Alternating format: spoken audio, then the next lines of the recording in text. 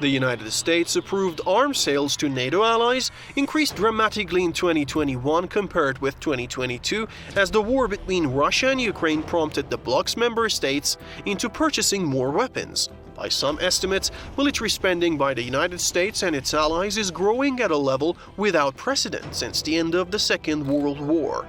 According to an analysis by Foreign Policy magazine, the number and cash value of arms sales approved by the United States to its NATO allies has nearly doubled in 2022 compared to 2021. According to an analysis of 2 years of data from the U.S. Defense Department's Defense Security Cooperation Agency, in 2021 the U.S. government approved 14 possible major arms sales to NATO allies worth around $15.5 billion. In 2022, that jumped to 24 possible major arms sales worth around $28 billion, including $1.24 billion worth of arms sales to expected future NATO member Finland. While not all arms sales will be finalized with the same number outlined in the proposals, the sharp uptick in these plans reflects a massive shift in Europe's security landscape. This has been the basis for the generation of vast profits for the arms manufacturers, with the U.S. military-industrial complex emerging as the key beneficiary of the war in Ukraine. Under conditions in which the Dow Jones Industrial Average has fallen by 10% for the year as a whole, the share prices of U.S. defense contractors have surged. Over the past 12 months, the share price of Northrop Grumman has increased 40%, and Raytheon is up by nearly 17%, while Lockheed Martin has surged by 37%.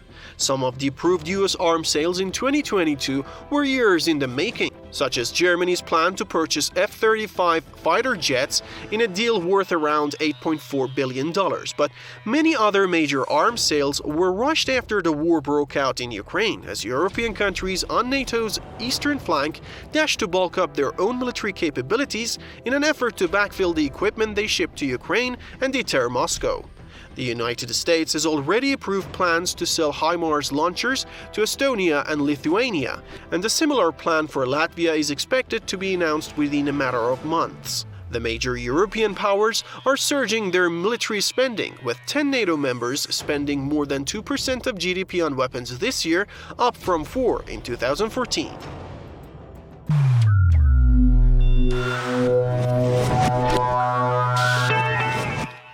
Any opportunity to supply weapons is profitable to the U.S. military-industrial complex.